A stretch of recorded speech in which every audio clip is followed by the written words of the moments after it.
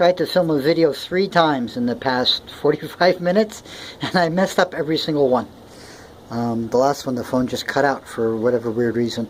I basically wanted to show how the gigas progresses. Here you can see now, right here, the growth point, the shoot, still curled at the tip. This was curled up behind this leaf, and it uncurled, straightened out, and now it's going to swing around over to this side and start the next new large leaf here, and then it'll come around to the front here, and then it'll put out a new leaf there, and then it'll ready to stop growing up the new section addition to the moss pole. On that coupler, which is 2.5 inches inner diameter, as listed in its product description. Quick note, I still have thrips. Still find 1 or 2 here on the plant. I just found the second one on this Monstera adansonii.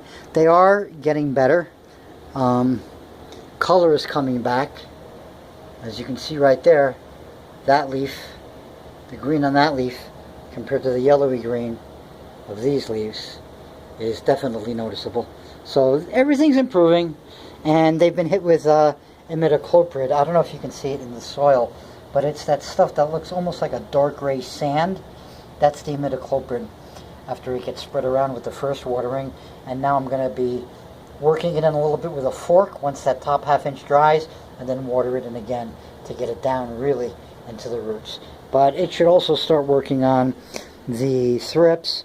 I'm going to try a product called 3-in-1 and see if that does a better job than the Safers and Captain Jack's Dead Bug Brew that I tried.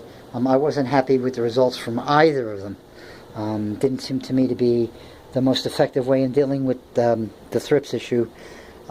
Here is the avocado, doing fairly well.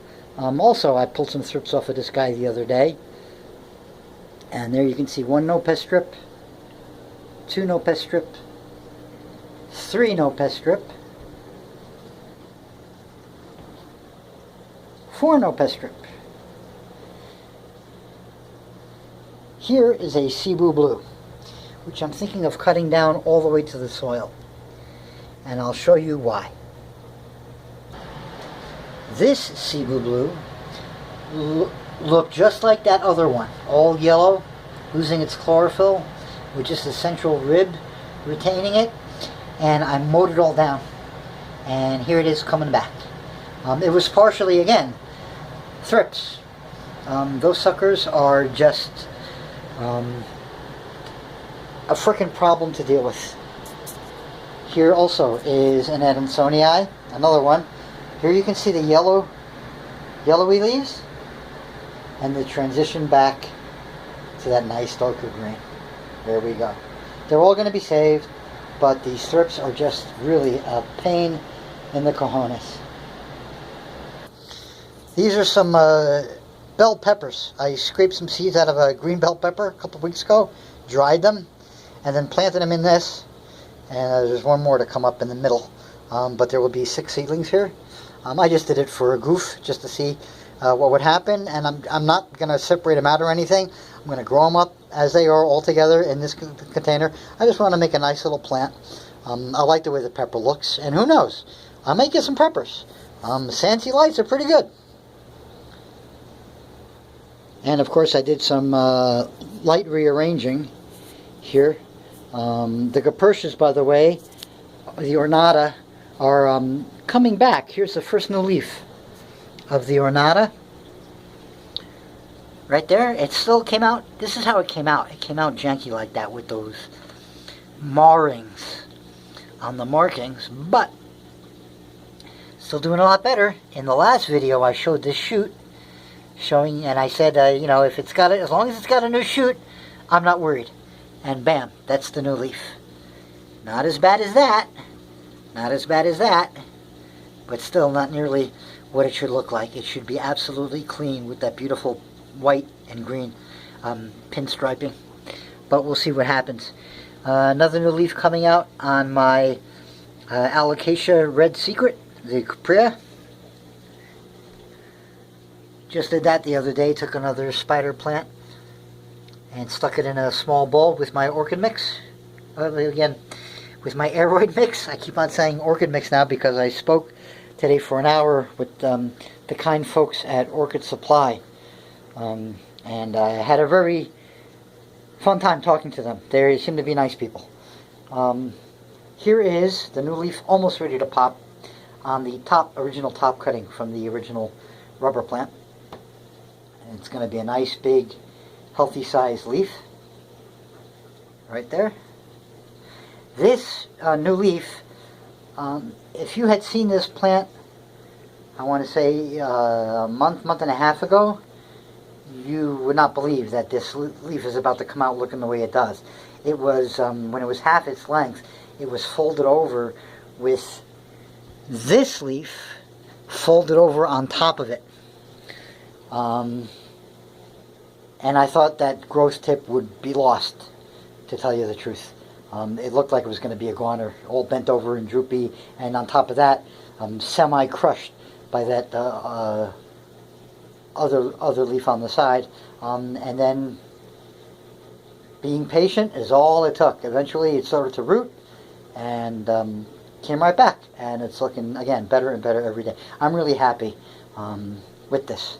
They're really very pretty, especially when that leaf is about to come out. That rolled up leaf just looks like almost like a candle in the middle of the dark green. I think it's a really attractive plant. So I redid this middle row and put up another Sansi light, which I had taken down. It was there before.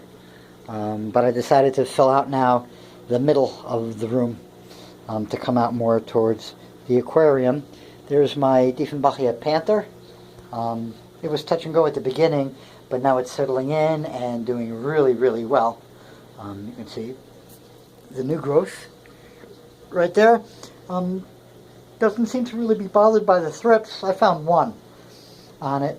It's been clean for the past week and a half, I want to say.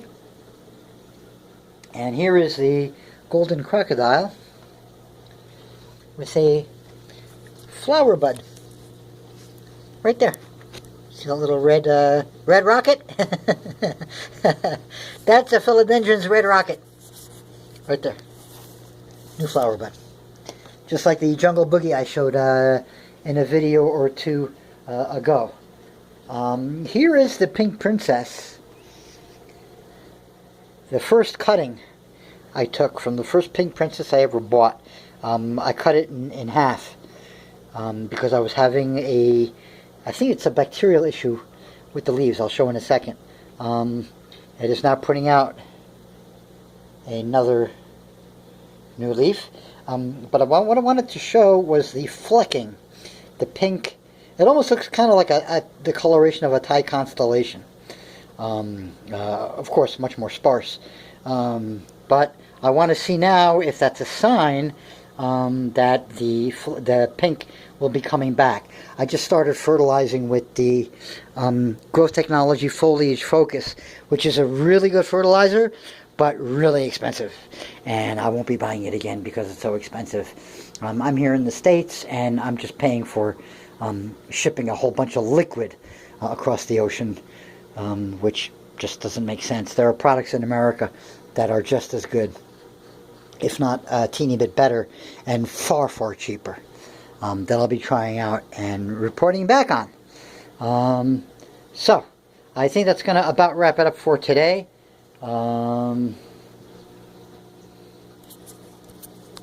Yeah, that's it.